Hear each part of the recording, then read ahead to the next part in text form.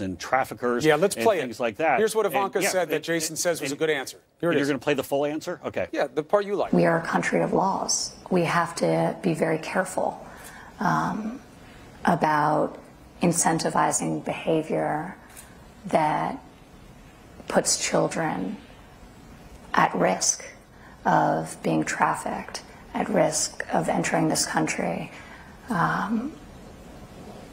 with coyotes, or making an incredibly dangerous journey alone. Now, Jason, here's my problem with this soundbite.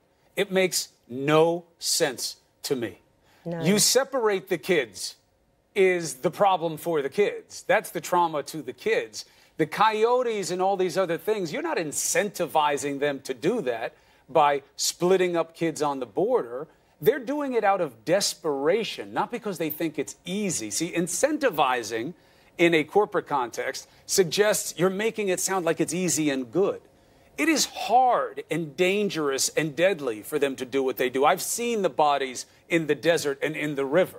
They die doing this, and they're well aware of it. What is she talking about? Who's incentivizing what?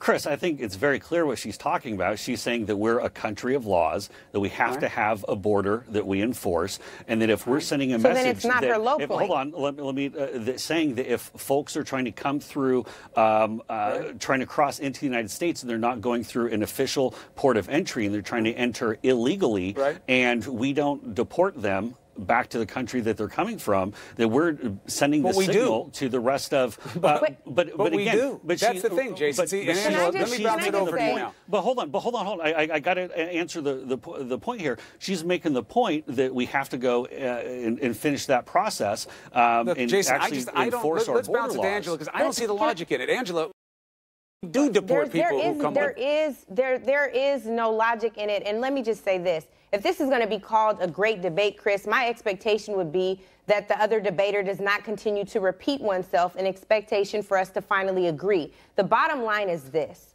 This is not right.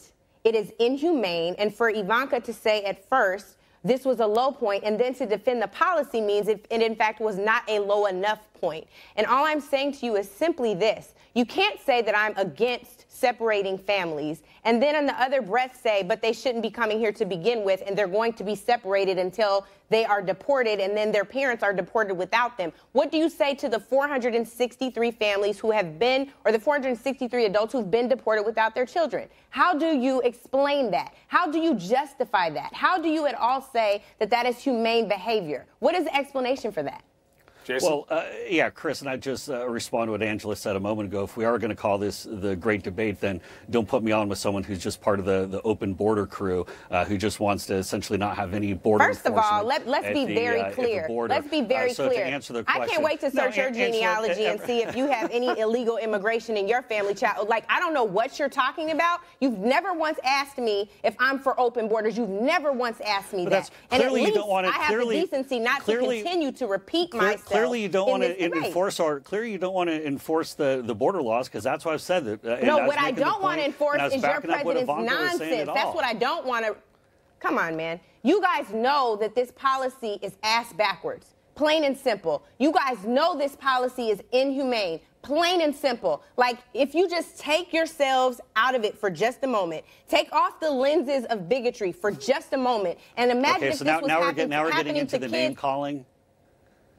Yes, we are. I'm calling this process, this procedure is absolutely based on bigotry and fear-mongering. If you don't understand that your president announced his campaign by talking about building a wall to keep your president keeping not mine. I will never claim a bigot ever. Now let me just finish because I know you're off on a red herring. I know you're off on a red herring because you're losing the debate. So let me just finish this point for you. He started his campaign. You're rude. Come on, dude. I'm not screaming. The only person that's rude is you because you're so afraid for me to get to the comma because the debate ends at the comma, dog. This is over. You have nothing to add except for asking me if I'm Canadian, and no, I'm not. I wish I could tell you where from Africa my ancestors came from, at least part of them, but I wouldn't know because the same bigots who are sending people back away from their children are the ones who brought my ancestors here on a ship. Then where? Congratulations. I mean, if he's not your president, then who is your president? You want to stay on that point because it has nothing to do with child We both know what Angela's point is. She says she doesn't accept Trump's politics, but obviously he's the president of the United States. Everybody